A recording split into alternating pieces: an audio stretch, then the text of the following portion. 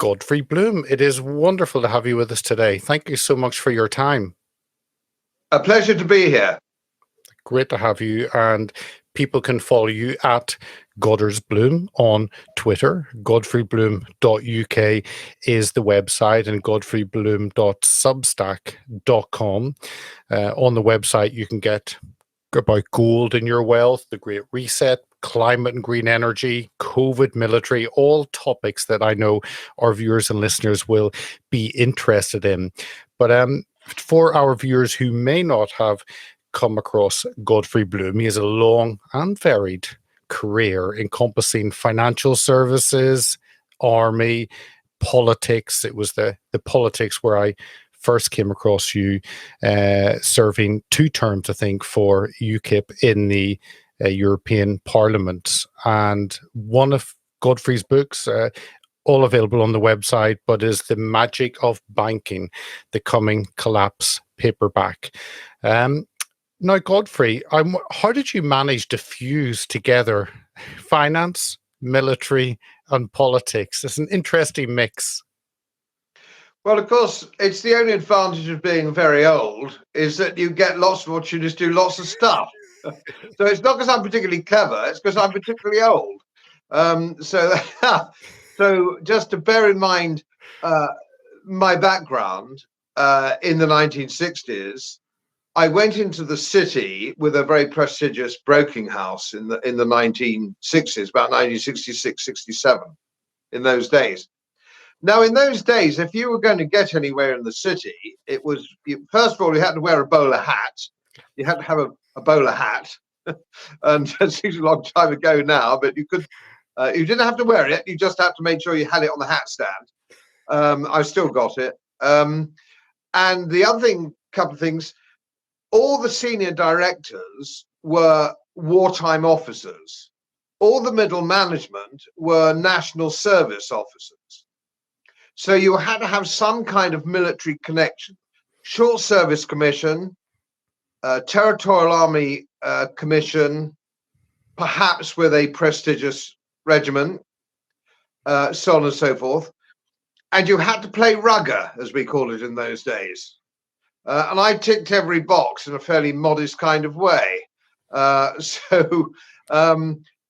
That all fused together. And as you go through life, something pops up. So my main life was an investment fund manager, a pension investment fund manager, specializing in fixed interest with a view to pension investment. Very dull, very unprestigious. The equity boys were the glamour boys. It was a bit like the difference between a fighter pilot in the war and coastal command. I was more coastal command. So that's what you had to do. And then I was in a territorial regiment, and I was then attached, had to do a short service with regular back to the Territorial Army, so on and so forth. Started in light armored reconnaissance with 4th Armored Division in Germany, where we had the sort of stuff that you see now on old black and white movies was actually state-of-the-art stuff when I was soldiering. So it's all a very long time ago. And then when I worked for a very prestigious investment house in the city, I was asked to investigate the implications of becoming the common currency, as it was called then in the late 80s and early 90s. What did it entail, so on and so forth. I had a very good team of statisticians and people, and I looked at that and I saw the implications. I dug deeper into the implications of our membership of the European Union, and the deeper I dug, the smellier the whole thing got. And that drew me into politics in 2004, where I resigned from the board of financial service companies and went into politics, which was an eye-opening experience.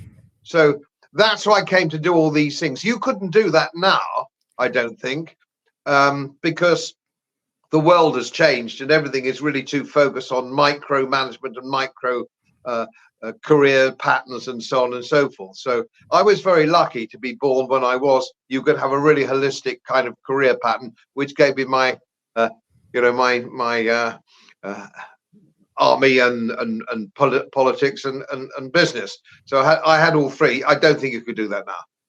Oh, very true. And I think that connection with the military and our politics, public service has gone as well. And I think that's a shame for our country. Um, but let me touch you. Many people think they're free to vote for what they want. They're free to go where they want. They're free to use their money as they want. But is that financial freedom, or maybe lack of it, that I want to talk to you about? There are financial institutions that kind of operate in the shadows that control our lives. And I know you've written about this, you've done videos about this. Do you want to kind of touch on that and maybe pull the veil slightly back on that? I think it was Jacob Rothschild who actually got it dead right, for better or for worse, and I would suggest worse. And that was, he said, it doesn't matter who you vote for, who controls the money. Yeah. And of course, it's been the Rothschilds being part of the cabal that controls money since, I don't know, probably 120, 130 years at least. Not just in this country, in Europe as well. So he who controls the money.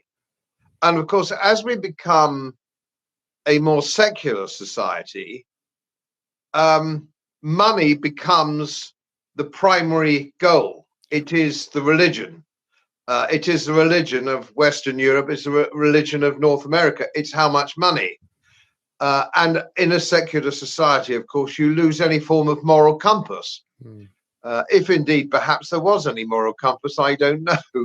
But I'm sure there was more moral compass in yesteryear than there is now.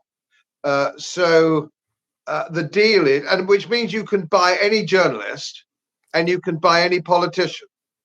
And almost every single journalist and every single politician is bought.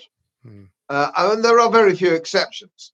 It isn't always overt, but you've only got to look at certain responses from journalists. And I'll give you one very easy example of that.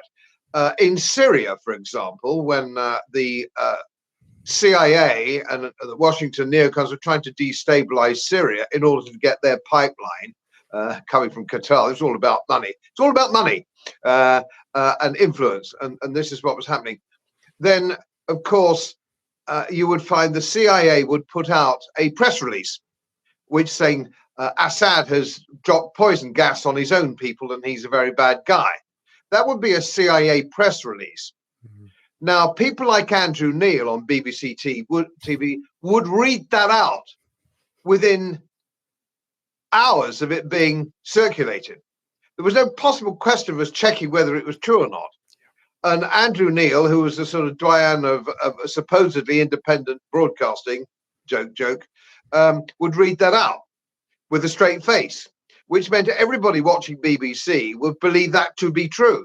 And of course, subsequently, we find out that it wasn't true at all. It was CIA propaganda. Or indeed, I have to say, sadly, MI6 or MI5 propaganda. So you're getting a constant stream of lies from legacy broadcasting, and people believe it. It was the same in the fake pandemic. 80% of people in this country will believe it if it's on the BBC. And psychologically, I did a course with the Smithsonian Institute on trying to get to the bottom of this psychologically. 80% of the people, I don't think it's just true of Britain. I think it's 80% of most of the Western industrialized countries will believe anything they're told. And people do. The people who push back against it are kicked out or deplatformed. I mean, I'm deplatformed. I used to be a regular speaker at Cambridge University and various other universities. I can't get on now. I haven't been interviewed by the BBC now for years. Dissent is verboten. So there's no concept of dissent. But if you do an audit trail of all of it, if you go right back and find out why is this, you will find it's about money or political power. There are no exceptions, and there are no good guys left in politics. Well, obviously, in finance, we've seen, I mean, Nigel Farage has talked about his issues with banking. It's happened to many, many others. And it seems as though banks can punish people for whatever reason. And I think that's a world away from the traditional view of the bank being someone who kind of looks after your money, it's safe, it's cared for, it's maybe invested well. And I think what we've seen in the last few months has been a completely different side from the banks. Yes, but of course the banks have been politicized as well, have they not? You're looking at the concepts of ESG, so your ratings for stock holdings by BlackRock and Vanguard, who are the biggest investors in the world, together they own the world, basically. They actually own each other, but that's another long story. So you have Larry Fink and people of this Vanguard, of course, and people don't even know who voted. It's not publicly quoted, so you don't even quite know who really owns it. So it's highly politicized. And of course, the situation with Nigel Farage was interesting because NatWest and Coutts are 38% owned by the government. So you couldn't get more to be more of a political bank than NatWest. It is a government bank. And the chief executive was put there because she was a government appointee. She has no knowledge of anything, finance, whatever. I mean, laughable. I mean, when I was the director of a main investment bank years ago, I wouldn't have employed her to clean the cars. I mean, she's utterly hopeless. She's a political agitator with a clean, squeaky clean record, common purpose, WEF, the whole tutti frutti. And of course, with expertise went out, and so did discretion and confidentiality. And she had to go because she broke confidentiality, which is at the basis of banking, and Coutts in particular, where I also used to be a client when I had enough money to be a client of Coutts Bank. So you have all these problems. And of course, it's interesting enough, she's gone. Yeah. She went with £2.3 million payoff. And I bet you anything you like, in 2 or 3 months, she'll pop up somewhere else in a very senior, very highly paid appointment. That's how the game plan works, all right? So it's all about money and so on and so forth. And of course, I have to say, this has been going for some time. They did the same thing to Tommy Robinson. They did the same thing for Britain First. They did the same thing with the political platform of For Britain. They were debanked, which means they're very, very difficult. It's very difficult to function in modern society if you have no form of bank. You can't collect subscriptions. You can't do anything. Interesting, though, I have to say, this has been going on for some time. But when it happened to Nigel, that's a different game, you see. Oh, that's a much different game. It happened to Nigel. Nigel wasn't bothered about this until it happened to him. It's the old theory, isn't it, of Winston Churchill? You placate the crocodile on the basis you hope he will eat you last.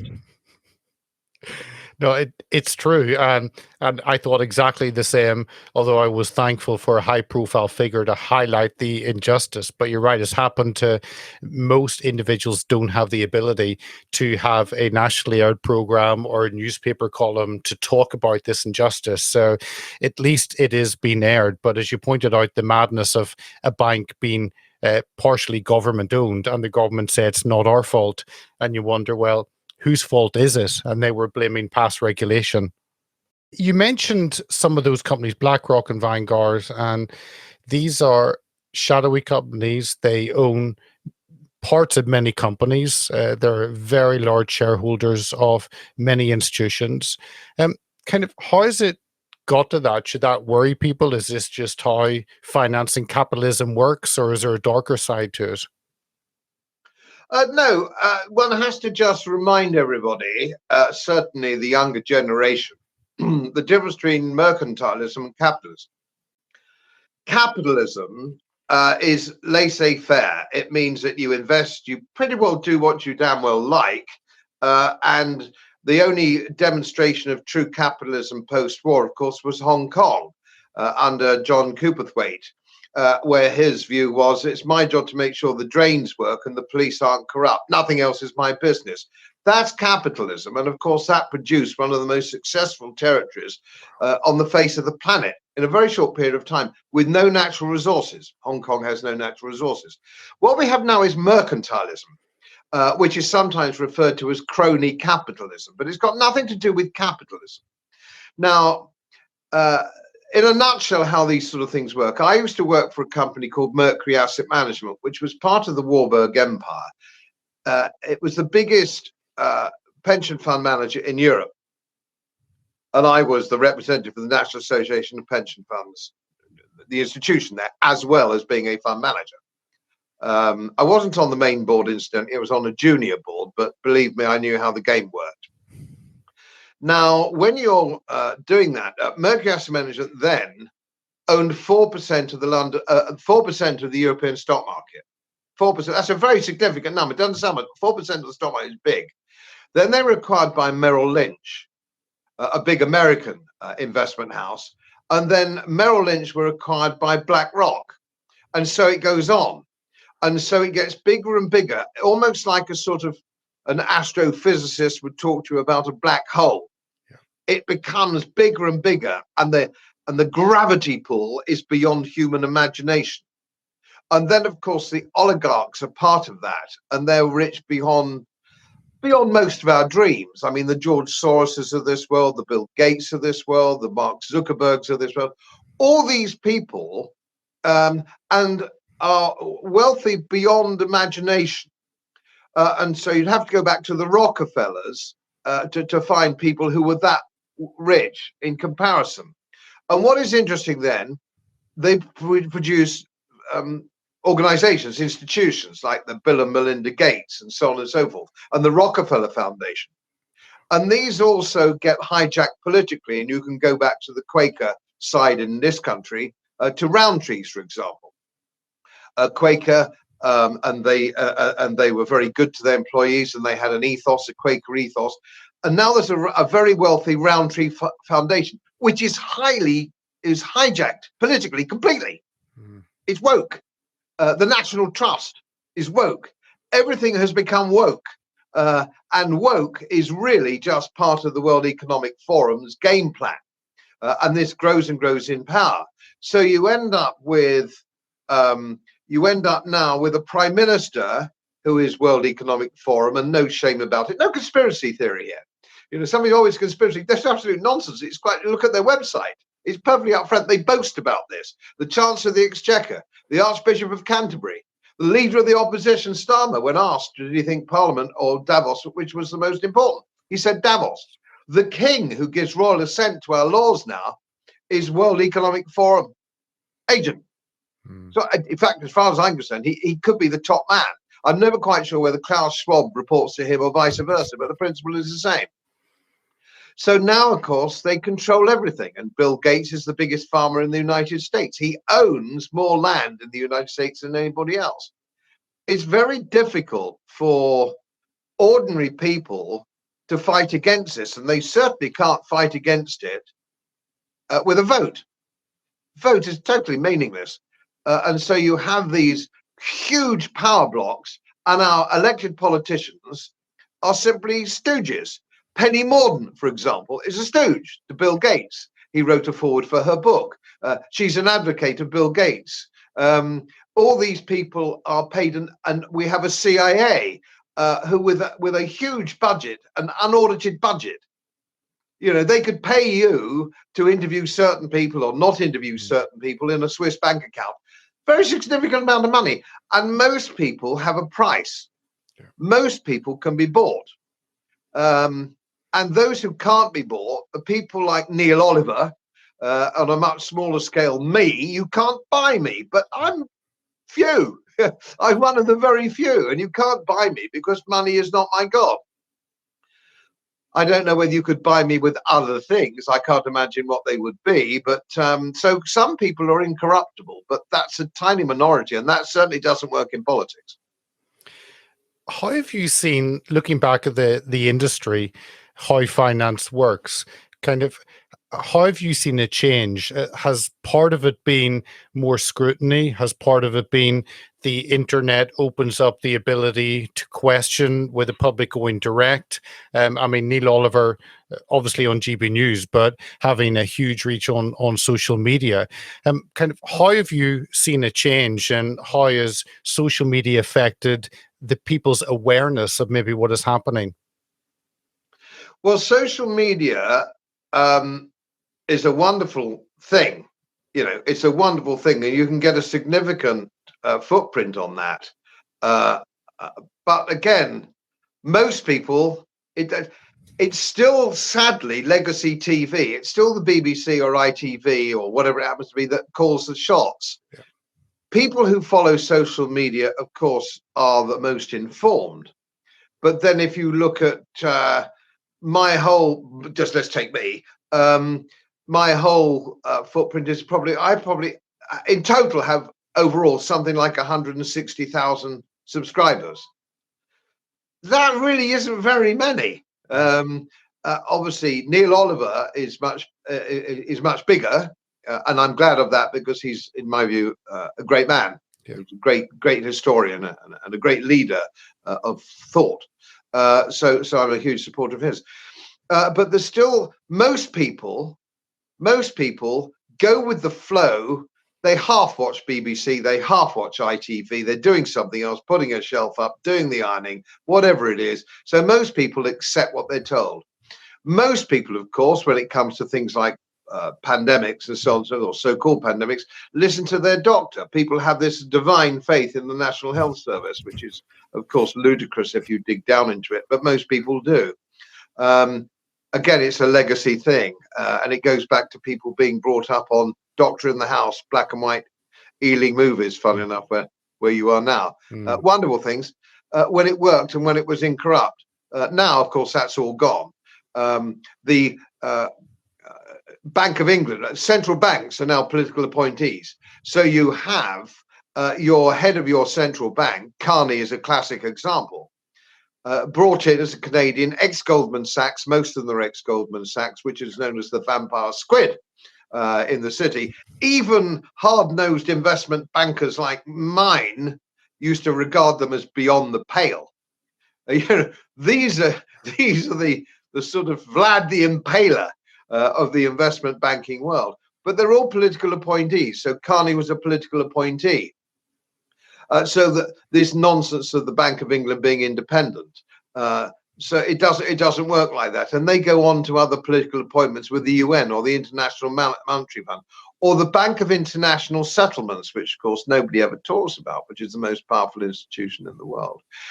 So all these things come together to thwart the ordinary guy. In my experience in Britain, and I don't know what your experience is, Peter, but my experience is the true guy who questions anything of this nature is what we used to call the artisan class. Your sparky, your bricky, your joiner, people who actually do real stuff for a living. You know, they actually put kitchens in, shelves in, drive a cab. People who actually do a real job for a living are very much more highly critical and much better informed. So, for example, my window cleaner is simply miles more informed than my friends who read history or law at Oxford. You know, the dinner party set, your English middle class are so gullible and naive. It's unbelievable. Your working man having a pint in the pub who's a sparky or a chippy, he's not so gullible because he does a real job and sees stuff every day. So the divide, you have this divide. And people make a big mistake if they think, and people do, that the divide is somehow between class, particularly, or skin color, or wealth. Well, it isn't. I can tell you, and 10 years in politics showed me this campaigning for Brexit, for example. The people who really understood these matters were the artisan class. But your divide in society is between those in the wealth creating sector and those in the public sector. Your public sector, your civil servant, your man at the town hall, anybody who works for the government is protected. They have index-linked pension funds, which have long since gone from the private sector. These people are virtually unsackable. The quangos, all these people are entitled and have the arrogance of office. There's your divide. It's not old or young or black and white. It's who works for the government in some form and who doesn't. There's your divide. And of course, in the last 5 years, we've seen over 100,000 new civil servants.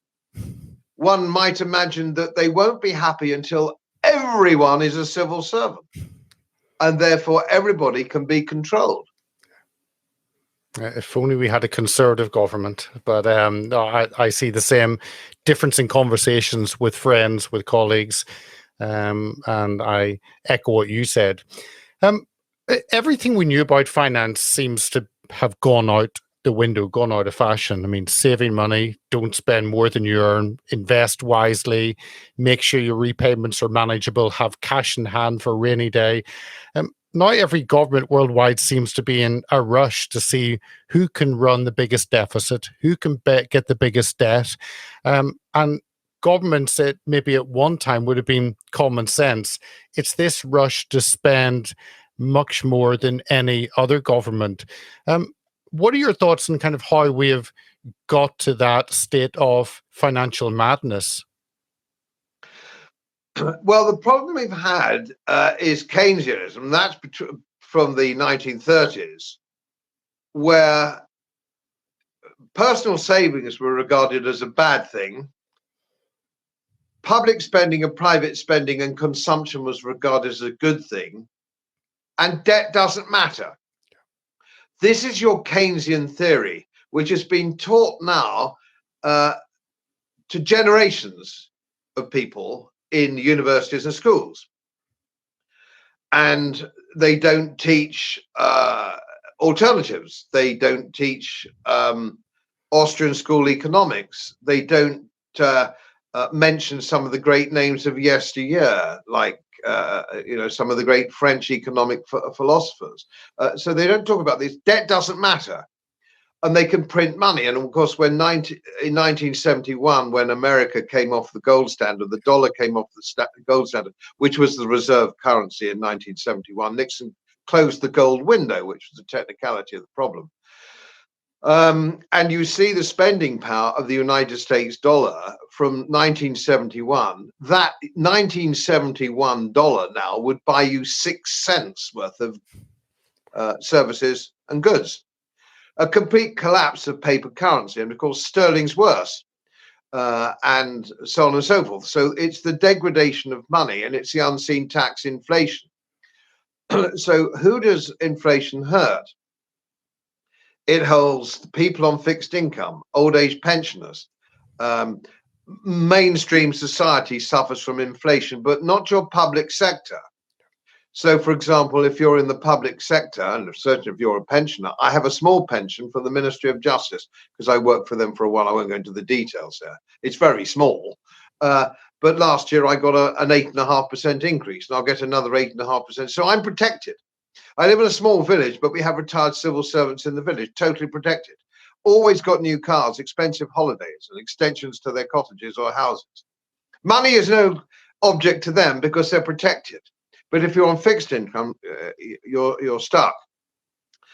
And it gets back to what I say, there's this divide in society, some people who are affected by inflation and some who are not. So when you consider debt doesn't matter, and of course to keep up, try and give a modern veneer to it, they've taken away the term Keynesianism by calling it modern monetary theory. There's nothing modern about it. And that somehow, and this is the great key, and I tried to explain this to undergraduates when I was allowed to speak at universities, and the faculties who don't understand it, believe me, the faculties at universities have absolutely no more idea about economics and fly to the moon. So they have these thoughts that debt doesn't matter, that somehow an individual like you or me, or a small businessman, debt doesn't matter. Debt matters. You can't get into debt because debt will catch up with you and your business will go out, or you'll go bankrupt. They'll come and take away your furniture, etc., etc., etc. That's for us. Somehow a government doesn't have this problem.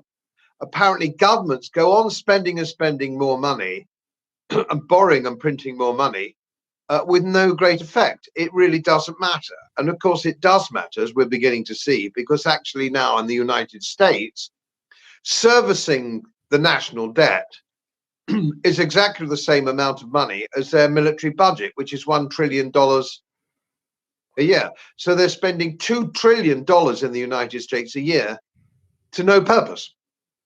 to no purpose, 2 trillion.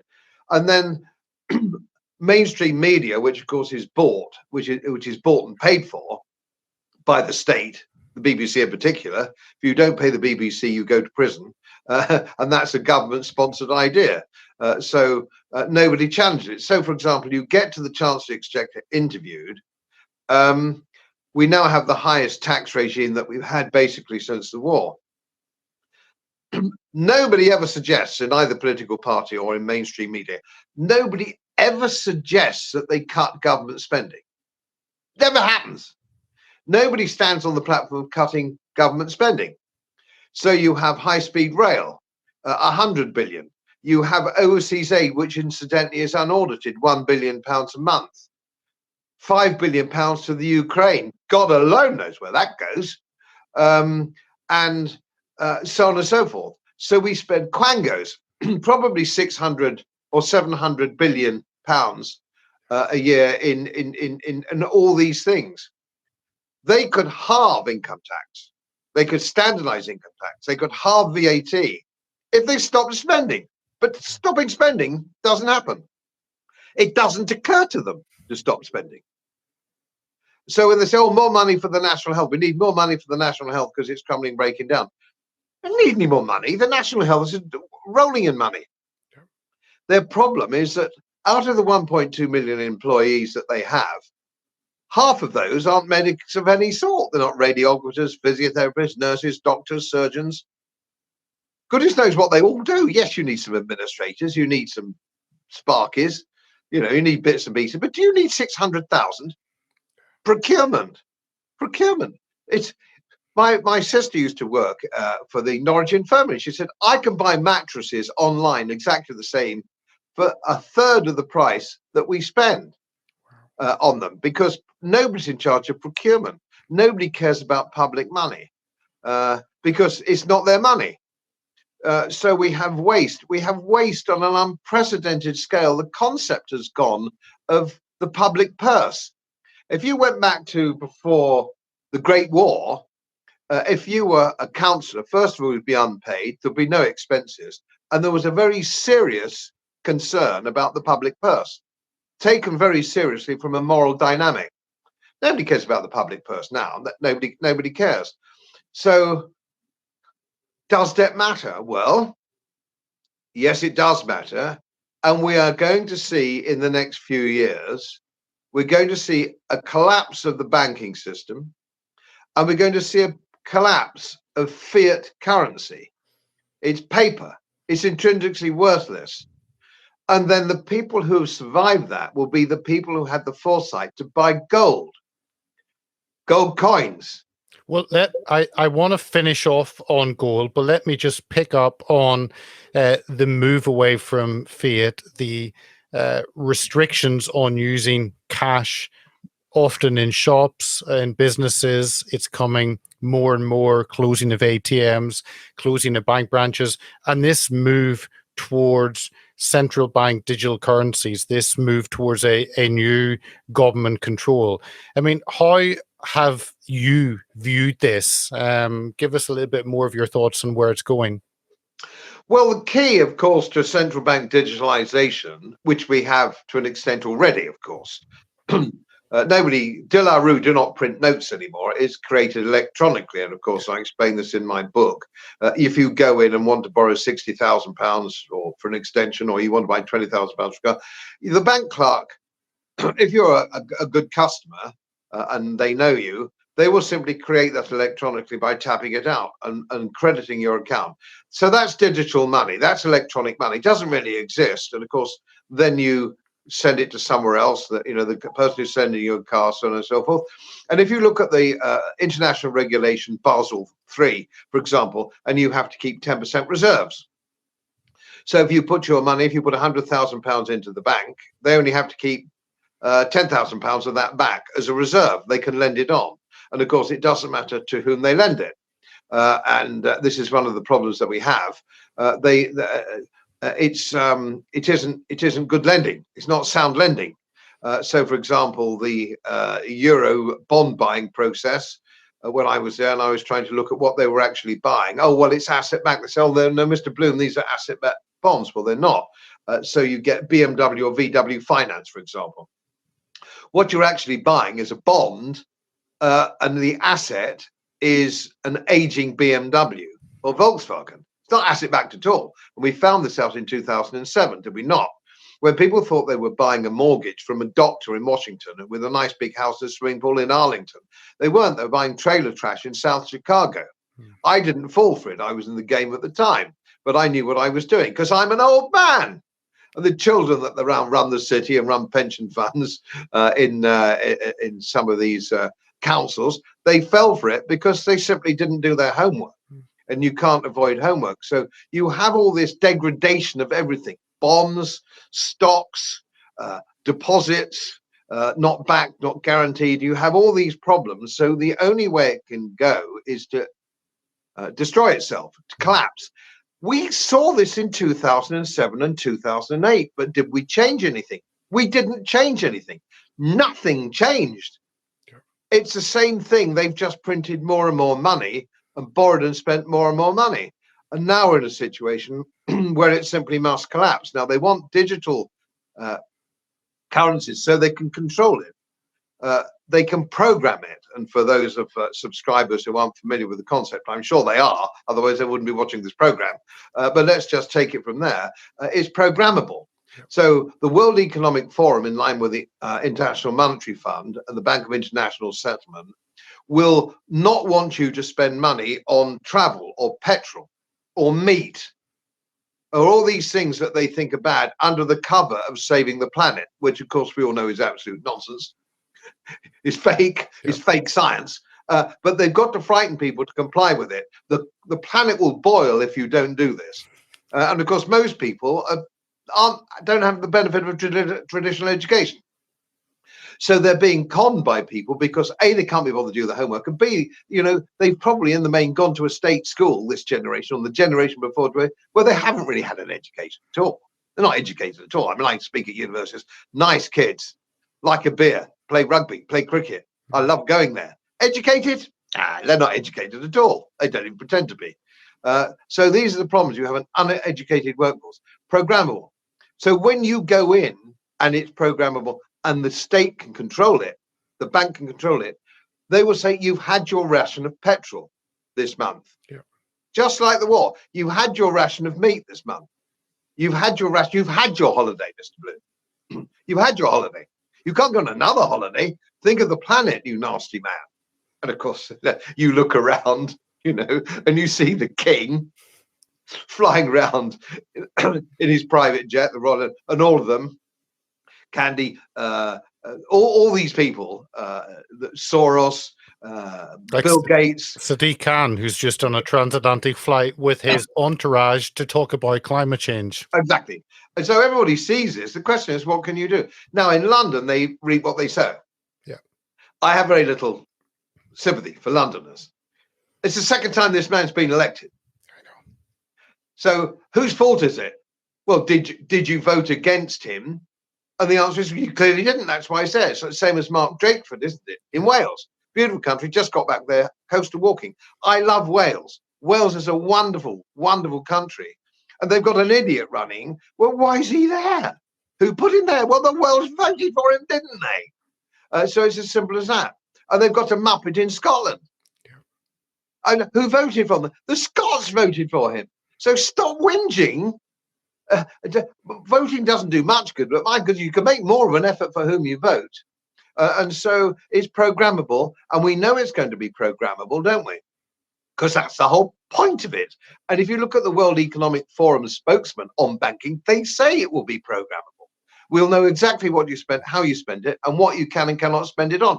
And they'll cancel it. So you can't save, because they are modern monetary theorists, they will want for you to consume.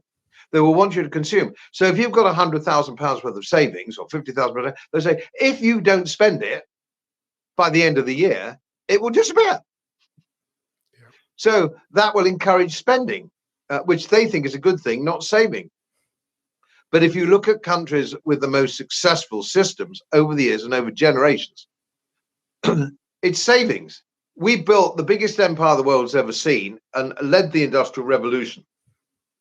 from about 1815 to 1913, the British led it, but it was based on sound money and savings and interest rates which outpaced inflation, although there wasn't hardly any inflation in those days. So in savings made a point. Saving money made a point. There's no point in saving money now. There's no point in saving money in the traditional sense of saving money, because you know if you were saving money for a car which costs £30,000 today, it'll be £40,000 next year. You might as well buy it now. And that, of course, degrades your entire financial system. I want to finish off on gold. On your website, one of your tabs is gold. People can find it /gold on godfreybloom.uk. It's intriguing. The more control that is being pushed upon us, the more people have talked about gold, also about crypto looking forward, but gold looking at that traditional store of wealth. Tell us why you believe that gold is an important store of wealth and why people should be taking advantage of that personally. Well, gold is a store of wealth. It's not an investment, and it's not get rich quick.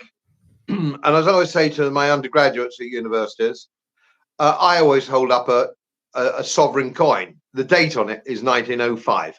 The date isn't really relevant, but it happens to be 1905. And I explain that a gold sovereign in 1905 would buy you bed and breakfast in quite a good hotel in Paris, London, New York, or Berlin.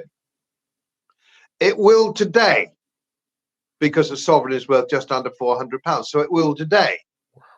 And it will in 100 years' time. And when we went back onto the gold standard after the Napoleonic Wars in 1816, 1817, a gold sovereign became money. That was money. That was preservation of wealth. That was a medium of exchange, which is what money is. I try to explain money in the book. Most people don't know what money really is. They think they do, but they don't. Now, let's just take your staple commodity in the 19th century. Let's go from 1816 or 1817 to 1913. A loaf of bread was the same price in 1817 as it was in 1913. You can't have inflation because if politicians and bankers can't print money, and you can't print gold.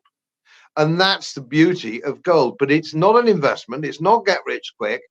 It's where you protect your wealth. And you have to squirrel it away to protect your family, because nobody can bugger it for you. They can't degrade it. Cryptocurrency like Bitcoin has some of the same attributes. It's significantly more volatile, and there are all sorts of situations where that might not do what you want it to do. But I'm not going to go down that route because there are bigger experts than me on Bitcoin. But gold, it's free of VAT. There's no capital gains tax on it because it's coin of the realm. If, let's say, for example, you are 60 years old, you're retired, you're coming up to retirement, something like that. You've worked hard all your life. Let's say you've got about £100,000 worth of saving or £50,000 worth of saving. It doesn't quite matter what it is. You don't need it at the moment. You've got a bit of a pension. You've got a bit of this. You've got a bit of that. You're perfectly okay. What you're worried about is what happens when you get to my age and you're dribbling down your cardigan and you can't recognize your in-laws and you're deaf as a post and all the rest of it. You've got all these things. Then you're going to need care. You're going to need private medical care. You can't drive anymore, so you're going to need a cab if you're going to go anywhere. So on and so forth. What you want with that £100,000 or £50,000 when you're 60 is the same purchasing power when you're 75. Only gold will do that for you. Only gold, and it's been proven to do that for you for 5,000 years. If you dig up a Roman gold coin today, or a Saxon gold coin today, it'll buy you just what it bought when it was buried in the ground or sank in the boat. That's your key. And that's where gold comes in, as it has done for 5,000. There really isn't anything else, to be brutally frank. Some people argue for silver, but it's an industrial metal. Some for Bitcoin, if you can cope with the volatility, so on and so forth. But that's why I'm a gold bug. And I've been a gold bug since Gordon Brown sold our gold at something like £270 an ounce to buy euros. He's still times brought on TV as an elder statesman. The man is a buffoon. He's a buffoon. It's £1,600 an ounce now. And he got rid of our reserves. That's your reserves and my reserves. And anybody watching this clip who's British, that was our gold. So he got rid of it. And of course, now if you look across the world, BRICS nations, Russia and China and so on, are beginning to view perhaps gold as being the medium of exchange for countries and trade. Not buying a newspaper, not buying a pound of sausages. You'll use whatever the currency of the day is for that. Of course, that will continue.